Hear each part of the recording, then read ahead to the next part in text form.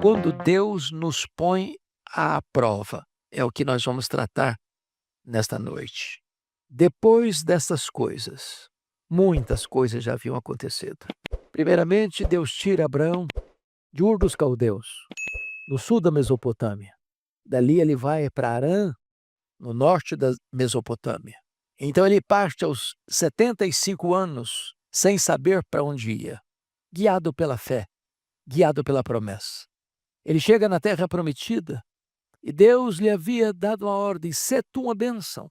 Abençoarei os que te abençoarem e reverterei em maldição aqueles que te amaldiçoarem. E ele caminha na presença de Deus. É provado e fracassa na prova no Egito. Deus havia prometido a ele uma grande descendência, como a areia do mar, como as estrelas dos céus. Mas já haviam se passado 11 anos e ele não tinha filhos. Estava com 86 anos, quando Sara lhe sugeriu: olha, eu acho que Deus deve ter esquecido da promessa. Então, eu vou entregar a você a minha serva Agar, coabita com ela é minha escrava, e o filho dela será o meu filho, e por meio dele vai ser a descendência. E Abraão fraqueja ao concordar com sua mulher, e nasce Ismael. Ismael cresce, já está agora com 13 para 14 anos. Abraão já estava conformado de que ele seria o herdeiro. Quando Deus aparece para ele, já com 99 anos de idade, disse: não temas, eu sou o teu escudo. Daqui a um ano a tua mulher vai conceber, vai dar à luz um filho. Tanto Abraão quanto Sara riram disso. Abraão está com 100 anos de idade e nasce o Isaac, filho da promessa. Quando nasce o Isaac, ele é desmamado. A Bíblia não diz com quantos anos, mas muito provavelmente com 3 anos de idade. Portanto, o Ismael já estava 14 com 3, 17 anos. Caçoa dele na festa do desmame. E a Sara mandou que Abraão despedisse a escrava, ela e o filho dela. Abraão achou muito pesado, mas Deus disse: atende a sua mulher, porque a descendência que eu prometi virá pela vida de Isaac. E agora Isaac cresce. Não sabemos que idade ele tinha, mas era suficientemente grande para caminhar com seu pai de Berseba até a região de Moriá. São 80 quilômetros. São 3 dias de viagem. Isaac era grande o suficiente para carregar nas costas um fecho de lenha, suficiente para montar o altar do holocausto. E então entra este texto: depois destas coisas, pôs Deus à prova a Abraão. Note que Deus põe à prova, Deus não tenta. O diabo tenta, Deus põe à prova. O diabo tenta para nos derrubar, Deus põe à prova para nos fortalecer. O diabo tenta para nos desviar do caminho, Deus prova para nos fixar no caminho. O diabo tenta explorando as nossas fraquezas para nos levar ao pecado. Deus prova para nos provar e nos aprovar, para sermos mais puros e fiéis. Então, eu quero chamar sua atenção para a prova. Primeiramente, a prova exige uma fé que não questiona. Abraão, eis-me aqui, Senhor. E Deus diz para ele: toma teu filho, teu único filho Isaque, a quem amas, e vai-te à terra de Moriá. Oferece-o ali em holocausto, sobre o monte, um dos montes que eu te mostrarei. Esta promessa é muito dolorosa.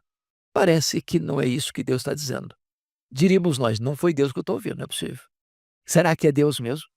Talvez ele dissesse: vou dar um tempo para saber se é a voz de Deus que eu estou ouvindo mesmo. Mas ele não questiona.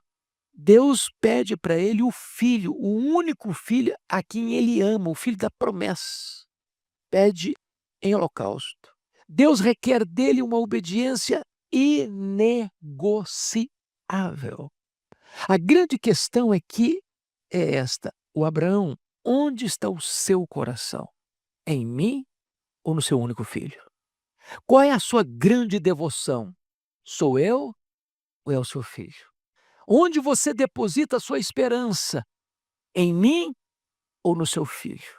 E Deus então requer dele uma obediência inegociável. Se você para pensar no texto, as providências que Abraão toma nos versos 3 e 4 são surpreendentes. Por quê? Porque parece-nos que a ordem de Deus está contra a promessa de Deus, a palavra de Deus contra a palavra de Deus. Porque se você perceber, capítulo 21, capítulo anterior, versículo 12, está escrito: disse, porém, Deus a Abraão: não te pareças tu mal por causa do moço e por causa da tua serva. Atende a Sara em tudo o que ela te disser, porque por Isaque será chamada a tua descendência. Olha, como a descendência dele vai ser chamada por Isaque se Deus agora está querendo o sacrifício de Isaque? Será que Deus é contraditório? Soren Kierkegaard teve um grande problema em interpretar esse texto e diz: não, está errado, Deus está sendo irracional, Deus está sendo ilógico. E pela lógica humana, parece que é isso mesmo. A não ser que você olhe esse texto pelas lentes da fé, ele é uma loucura. Sem o elemento fé, Abraão teria que ser internado na clínica psiquiátrica, como alguém com a cabeça perturbada. A ordem de Deus não só contraria o preceito, contraria a feição. É o filho único a quem tu amas. Deus não pede um cordeiro do rebanho. Deus não pede grandes holocaustos de muitos cordeiros e carneiros. Deus pede o filho único a quem ele ama. Parece que a ordem está contra o bom senso, porque, como mais tarde vai fazer parte do decálogo do sexto mandamento, não matarás, é uma ordem expressa de Deus. E muito mais, Deus não aceita sacrifícios humanos. Isso era abominação para Deus quando os povos pagãos faziam sacrifício dos próprios filhos. Mas notem que Deus dá uma ordem e não dá explicação. Não dá explicação, olha, você vai lá e oferece o teu filho Isaque, por isso, por isso, por isso, por isso, por... Não, Deus não dá explicação nenhuma. Agora, pense em um outro alimento que não está na Bíblia. Não está. Imagine vocês, o Abraão saindo, fazendo uma viagem de 3 dias. Talvez é a primeira viagem que o Isaac faz com o pai. Eu acho que vai pulando de alegria, 3 dias, todo feliz, todo alegre. Cada noite que paravam, armavam a tenda. Era uma alegria para ele, uma experiência nova para ele. E Abraão está sabendo o que vai fazer. Ele volta dessa viagem sozinho, porque sacrificou Isaac. Como é que ele encara a Sara? Eu acho que se isso tivesse acontecido, haveria um outro sacrifício. A Sara iria matar o Abraão. Se eu conheço bem as mulheres, o Abraão ia morrer. Ou acham que não? Como é que ele encara a sua mulher agora? Porque podem ter certeza, naquela noite ele não compartilhou isso com a mulher. Não, ô Sara, Deus mandou, sacrificou Isaac, e eu vou fazer isso. Você tá maluco? De jeito nenhum você não vai fazer isso, não. Deus falou com ele. E ele levantou de madrugada. E o que que ele fez? Confira comigo. Versículo 3 e 4. Leia comigo em voz alta. Põe na tela, por favor, 3 e 4. Vamos juntos? Levantou-se, pois, Abraão, todos nós. Levantou-se, pois, Abraão, de madrugada, e tendo preparado o seu jumento, tomou consigo 2 dos seus servos, e a Isaque, seu filho, rachou lenha para o holocausto, e foi para o lugar que Deus lhe havia indicado. Ele poderia ter ido para outro lugar que Deus não tinha indicado, ele poderia ser um primeiro Jonas. Não, ele não caminhou na direção contrária, ele caminhou na direção que Deus tinha dado ordem. Obediência absoluta, tomando todas as providências necessárias para o que Deus mandou ele fazer. Joaquim Mahmoud, quando pregou nesse texto, ele explorou uma coisa que não está no texto, e Moisés, que registrou o texto, não entrou nessa seara.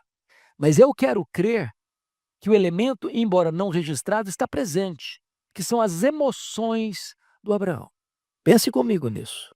É o filho único a quem ele ama. É o herdeiro da promessa. Deus aparece para ele e diz: Abraão, vai lá num monte que eu vou te mostrar. Está a 80 quilômetros daqui. Prazo suficiente de pensar, refletir, retroceder, questionar, duvidar, pedir mais informação, pedir mais evidência, fazer igual o Gideão. O senhor mostra se a lã vai ficar seca, se a lã vai ficar molhada. Eu podia pedir 1000 coisas para Deus. Era uma decisão muito radical para tomar. E ele parte. Primeiro dia, coração apertado. Ou acham que não? Primeira noite, arma a tenda. O Isaac está feliz da vida, pulando de alegria, vai dormir todo feliz, e vai lá dar um beijo no rosto do filho. Coração doído. Levanta segundo dia, viaja o dia inteiro. Todo feliz o Isaac. E o pai sabendo para onde está indo e o que vai fazer. Coração apertado. Terceiro dia, ele olha à vista de longe o Monte Moriá. O Monte Moriá é um monte onde o templo foi construído. Templo de Jerusalém. Como é que ele reage? Vamos ver a confiança dele? Primeiro, Ele foi capaz de transformar as provas em adoração. Leia o verso 5, toda a igreja comigo. Verso 5, põe na tela, por favor. Toda a igreja.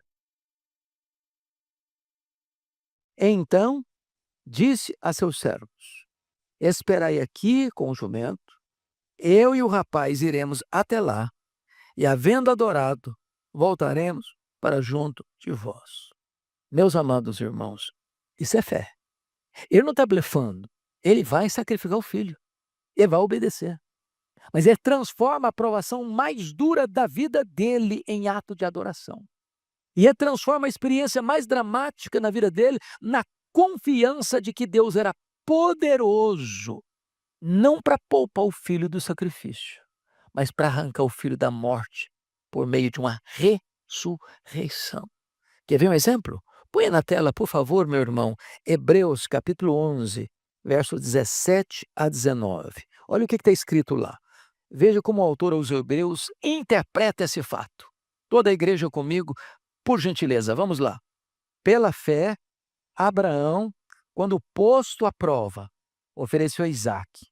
Estava mesmo para sacrificar o seu unigênito, aquele que acolheu alegremente as promessas, a quem se tinha dito: em Isaque será chamada a tua descendência, porque considerou que Deus era poderoso até para ressuscitá-lo dentre os mortos, de onde também, figuradamente, o recobrou.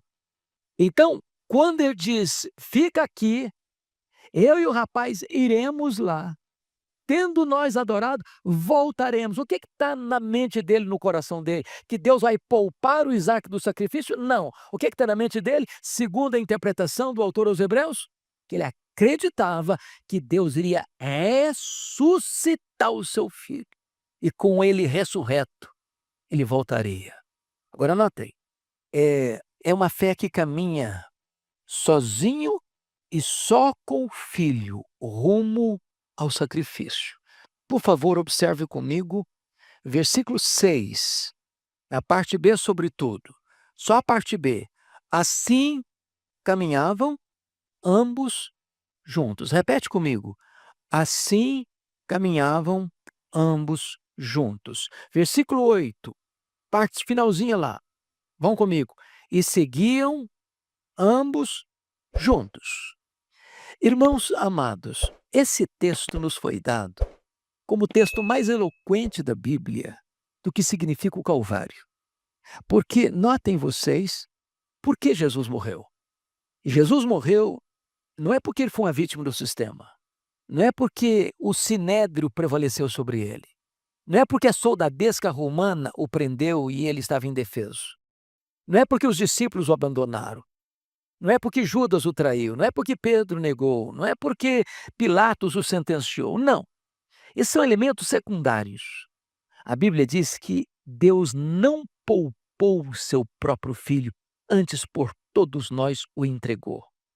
A Bíblia diz que Jesus afirmou: ninguém tira a minha vida de mim, pelo contrário, eu espontaneamente a dou. De tal maneira que o pai e o filho caminharam juntos para o sacrifício, juntos para o Calvário, juntos para a cruz. A única maneira de nós, humanos, entendermos o que aconteceu no Calvário é através das lentes da experiência do Abraão e do Isaque. Ele caminha com o seu filho, junto com o seu filho, para o monte do sacrifício. Agora notem comigo, que esta fé que caminha junto é uma fé que não depende de sentimentos. É por isso que o justo não vive de sentimentos. O justo não vive de emoções. O justo vive pela fé. E o que é fé? É certeza, é convicção. Que o que Deus fala é verdade. Não há dúvida, não há incerteza, não há questionamento, não há protelamento. A obediência pronta, imediata, é fé. É por isso que Abraão é chamado o pai da fé. Ele creu. Isso lhe foi imputado para a justiça. Agora notem comigo o sacrifício nos versos 7 a 10. Vem a pergunta do Isaque. Vamos ler juntos 22, 7. Põe na tela, por favor. Toda a igreja comigo. Quando Isaque disse a Abraão, seu pai: meu pai, respondeu Abraão, eis-me aqui, meu filho. Perguntou-lhe Isaque: eis o fogo e a lenha, mas onde está o cordeiro para o holocausto? Veja você, essa é uma pergunta inquietante. O que está acontecendo? Qual é a cena? O Isaque está levando um feixe de lenha nas costas, o pai dele está com a mão no fogo, outra mão na faca, no cutelo. E aí o menino está caminhando. Falei, bom, mas está faltando alguma coisa aqui. Não vamos fazer um holocausto? Não um sacrifício? Está faltando o principal, está faltando o cordeiro. Cadê o cordeiro? Cadê o cordeiro? E aqui, irmãos, é nessa situação tão difícil é que surge na história, pela primeira vez, este belíssimo nome de Deus. Deus proverá. Jeová Jireh. Deus proverá. Tem hora que você não pode depender da emoção, você tem que depender da promessa. Deus proverá. Você está no dia mais difícil da sua vida, no dia mais amargo da sua prova. Cadê o cordeiro? Deus proverá. Deus proverá. E aí você nota que a resposta dele, do verso 8, é esta: Deus proverá, meu filho, o cordeiro para o holocausto. E ele não esbabacou aqui, não. E o texto prossegue e diz que e seguiam ambos juntos. E aí vem o verso 9, leia o 9 comigo, por favor. Chegaram ao lugar que Deus havia lhe designado. Ali edificou Abraão um altar. Sobre ele dispôs a lenha. Amarrou Isaque, seu filho, e o deitou no altar em cima da lenha. Então vamos parar um pouquinho aqui. Bom, a Bíblia diz que Abraão viveu quantos anos? 175 anos. O Isaque nasceu e Abraão tinha quanto tempo? 100 anos. Não sabemos que idade tinha o Isaque aqui, mas Abraão era um homem já mais que centenário. Talvez aí entre uns 115, 120 anos. O Isaque é um adolescente, capaz de carregar um feixe de lenha nas costas. Humanamente falando, quem tem mais força física? O rapaz que carrega um feixe de lenha ou o pai mais que centenário? O que você acha que um menino normal faria se o pai... Filho, vem cá, minha filha. Vou te amarrar aqui em cima e vou passar a faca no seu pescoço. O que ele faria? Normalmente, o que teria acontecido? Ele fugiria. Denunciaria o pai na primeira delegacia. Maus tratos, violência doméstica. Abraão estava encrencado com a polícia. Ia ser preso. O texto não diz isso, mas há um silêncio ensurdecedor no texto. Porque se ambos caminharam juntos, se isso representa a cena mais eloquente do Novo Testamento, que é a morte de Cristo, o entendimento que eu tenho da passagem é que Abraão chamou seu filho. Diz, filho, preciso lhe contar uma história. Deus apareceu para mim, eu morava lá na Mesopotâmia, vivia no meio de um povo idólatra. Deus me tirou de lá. Deus me mandou para cá, para uma terra que eu não conhecia. E Deus me prometeu, meu filho, de que a minha descendência seria numerosa na terra. E eu achei por um momento, meu filho, que era o seu irmão Ismael, mas não era. Quando eu já estava com o corpo amortecido, meu filho, Deus apareceu para mim e disse, vai ser você agora que vai ser pai, e a sua mulher, que é estéril e já não tem regras mais, vai dar à luz a um filho. Eu e a sua mãe rimos de incredulidade. E você nasceu, meu filho. E Deus disse graficamente para mim que você é o filho da promessa, que é por meio de você que as nações todas vão ser abençoadas. Então, meu filho, deixa eu dizer, esse Deus que não mente, esse Deus que não falha, apareceu para mim há 3 dias e me deu uma ordem para oferecer você em sacrifício. Como eu sei, meu filho, que Deus é confiável, como eu sei que Deus nunca falha, eu creio, meu filho, que Deus vai ressuscitar você, porque a promessa de Deus não pode falhar. E eu vejo a cena do Isaac dizendo, eis-me aqui, meu pai. Foi o que Jesus fez na cruz. Eis-me aqui, pai, para cumprir o teu plano, que é eterno, porque o Cordeiro foi morto desde a fundação do mundo. Então, notem comigo o que vai acontecer. Versículo 10. Estendendo a mão, tomou o cutelo para imolar o filho. Olha a intervenção divina do céu. Versículo 11, por favor, leia comigo. Mas do céu lhe bradou o anjo do Senhor. Abraão, Abraão! Respondeu: eis-me aqui. Preste atenção. Lá em Berseba, 3 dias antes, Deus gritou pelo nome dele: Abraão, Abraão. Qual foi a resposta dele? Eis-me aqui. 3 dias depois, nos dias mais sombrios da prova, na hora H, com a mão estendida, com o cutelo na mão, Deus: Abraão, Abraão. Ele responde do mesmo jeito: eis-me aqui. Versículo 12, todos comigo, por favor. Então lhe disse, todos juntos: não estendas a mão sobre o rapaz, e nada lhe faças, pois agora sei que temes a Deus, porquanto não me negaste o filho, o teu único filho. Pergunto a vocês: será que Deus não sabia disso? Deus que sabe tudo? Deus que tudo conhece, a tudo sonda e a tudo vê? Claro que sabia. Será que Deus não conhecia isso, passou a conhecer agora?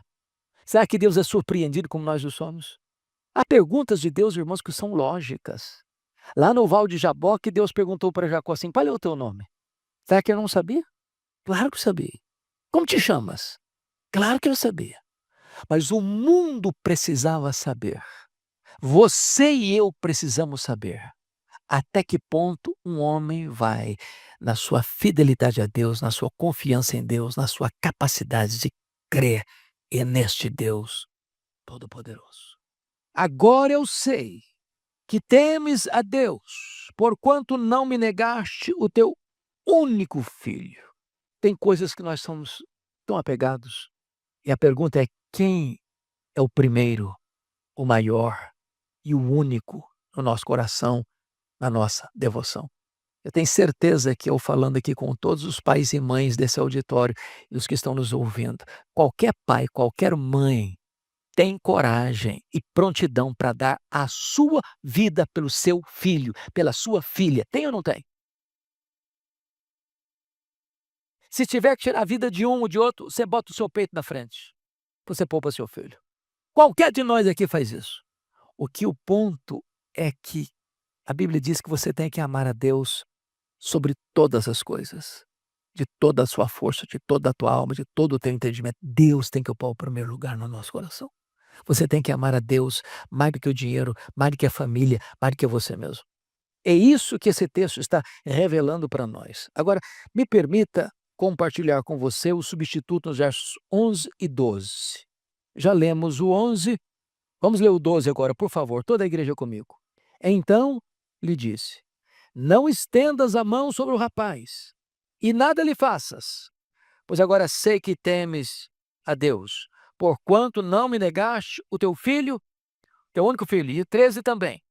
Tendo Abraão erguido os olhos, viu atrás de si um carneiro preso pelos chifres entre os arbustos. Tomou Abraão o carneiro e ofereceu um holocausto em lugar do seu filho. Aqui o paralelismo entre Abraão e Deus, Isaque e Cristo cessa. Porque o amado de Deus, em quem Deus tem todo o seu prazer, não conhecendo o pecado, foi feito pecado por nós. E ele foi levado para a cruz. E o cutelo da lei desceria sobre ele.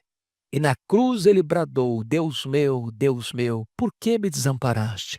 E para ele não teve um cordeiro substituto. Ele morreu pelos nossos pecados.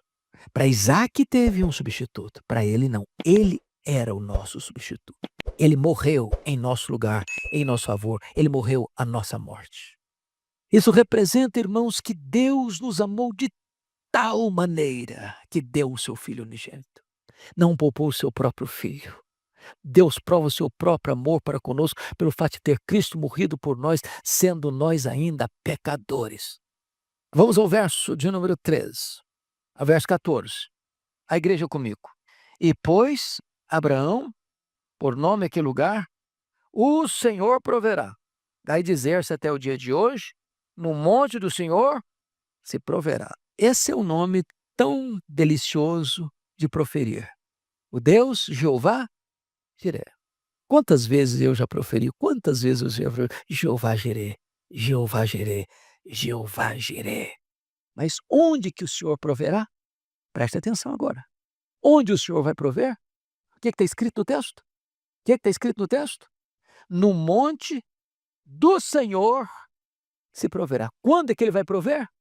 É quando você estiver onde ele mandou você estar, fazendo o que ele mandou você fazer, quando você estiver no monte da obediência e da fé, aí ele provê. Não há promessa dele de ser o Jeová Jiré se nós estamos tomando o navio para Tarsis, em vez de estarmos indo para Nínive. Não há promessa de que Deus vai resolver o problema e trazer solução na nossa angústia se nós estamos numa rota de rebelião contra Ele. Mas se nós estamos no centro da vontade dEle, este é o Deus Jeová Jireh. Agora notem a promessa de Deus, os versos 15 a 18. Leia comigo, por favor, esses 3 versos. Vamos juntos. 15 a 18, aliás, 4 versos.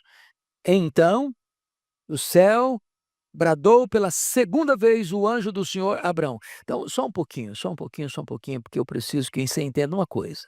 Quando você estiver lendo o Antigo Testamento e você aparecer o anjo, artigo definido, ele não está se referindo a um anjo. Está se referindo a uma teofania. Está se referindo à própria segunda pessoa da Trindade pré-encarnada. Então está escrito. Então do céu bradou pela segunda vez o anjo do Senhor Abraão e disse: jurei por mim mesmo, não tendo alguém superior a ele para jurar, Deus jura por si mesmo. Diz o Senhor: porquanto fizeste isso e não me negaste o teu único filho, que deveras te abençoarei, certamente te multiplicarei a tua descendência, como as estrelas dos céus, como a areia na praia do mar. A tua descendência possuirá a cidade dos seus inimigos. Então tem 3 promessas aqui. Primeiro, promessa de bênção. Segundo, promessa de multiplicação. Terceiro, promessa de vitória.